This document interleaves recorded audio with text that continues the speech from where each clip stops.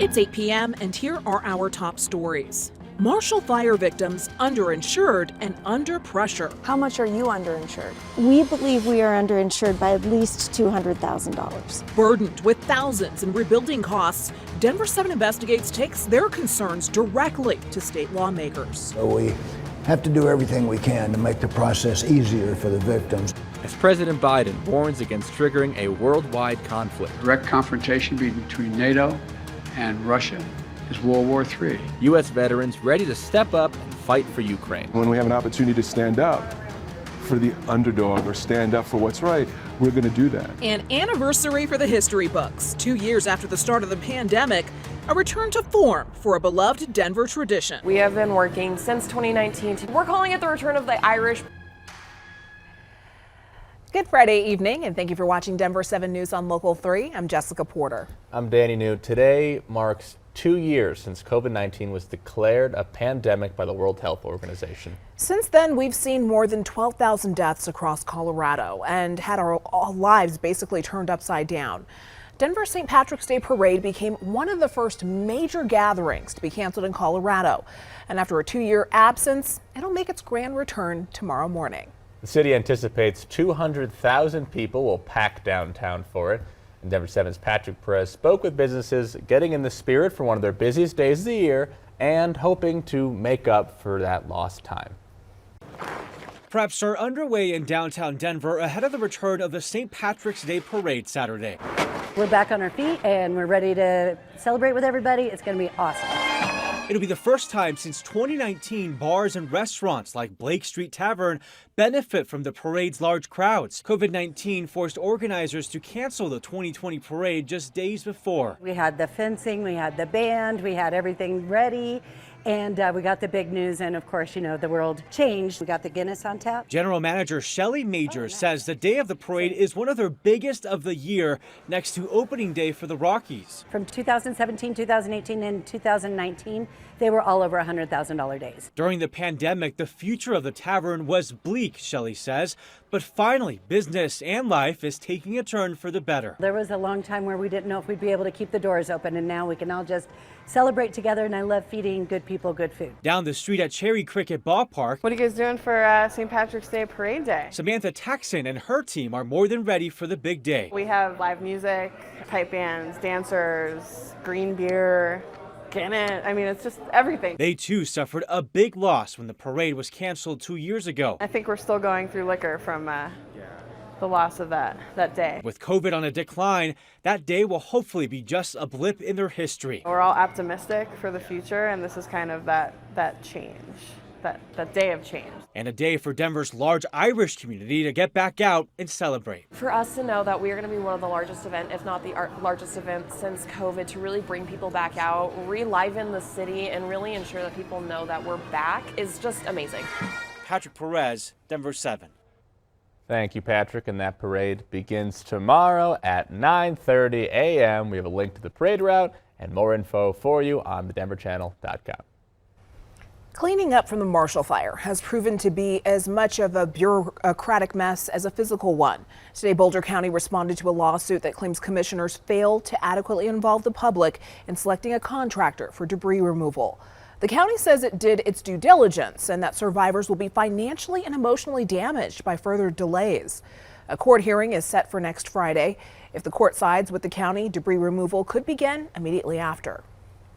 Many Marshall Fire victims are determined to come back and rebuild their lives and their neighborhoods. But our investigative team found the majority of Marshall Fire victims are underinsured, even those who recently updated their policies. Here's investigative reporter Jennifer Kovaleski. Being underinsured means rebuilding will cost them hundreds of thousands of dollars over what their policies will pay. We first reported on this issue last week. Tonight, we take these concerns to lawmakers.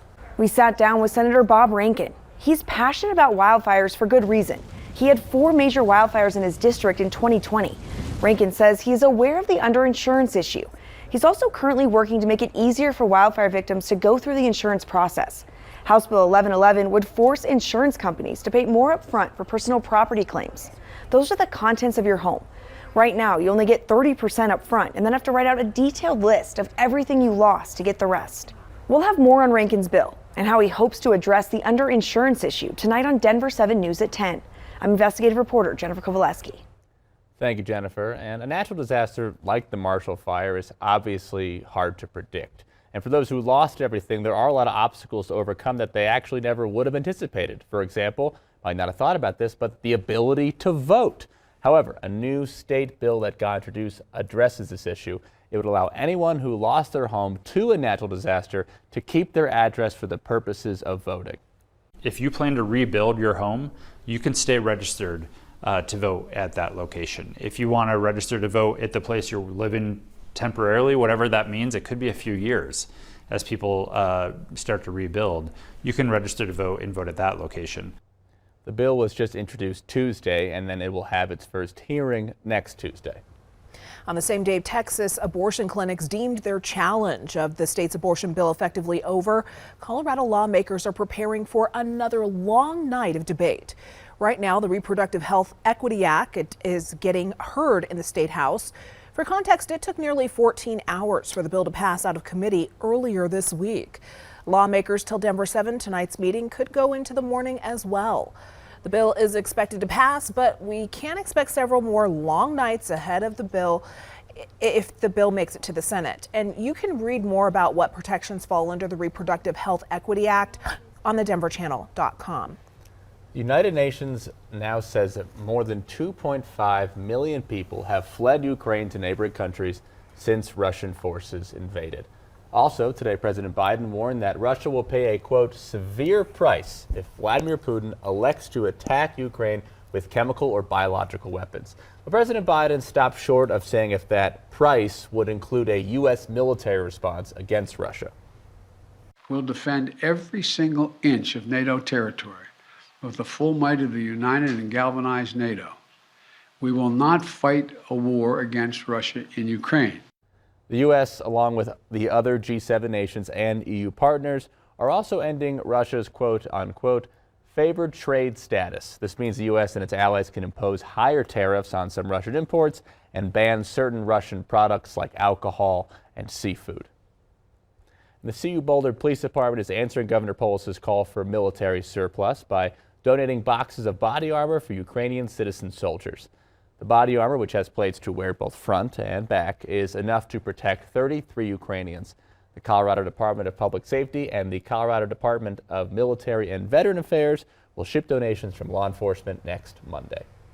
U.S. veterans are offering to serve the fight in Ukraine after Ukrainian President Zelensky announced he's creating an international Legion of Volunteers. Jeffrey Pitchford is the commander of Denver's American Legion Post 1.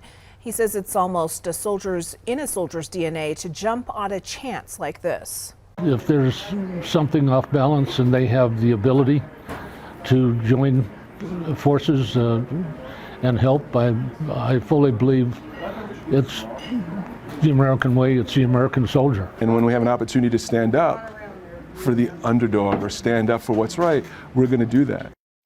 But the State Department is warning Americans of the risks of traveling to Ukraine to join the fight. The White House said today that U.S. citizens detained by Russian authorities in Ukraine could be subject to potential attempts at criminal prosecution and may be at heightened risk for mistreatment. Experts say Russia could launch a cyber attack against the U.S. and its allies, in part because of the sanctions leveled by them against Russia. Information security experts say to protect your online footprint, make sure you have a strong password. Use lower and uppercase letters as well as numbers and symbols. Back up any files on your computer and smartphone, either with an online service or an external hard drive. And make sure your software and operating systems are up to date, as they often offer security patches to protect you. Coming up on Denver 7 News at 8, a Colorado woman thought drugs would forever rule her life. I experienced homelessness, I experienced domestic violence. Now she's using her trauma to help others battling addiction. There has to be a safe place for people to let down those walls and truly be able to recover. Melted some snow today, and 50s and 60s are on the way. Oh, how the turntables. Denver's iconic record store is changing hands. I'm bittersweet about it. I love this store. Now the new and former owners are setting the record straight.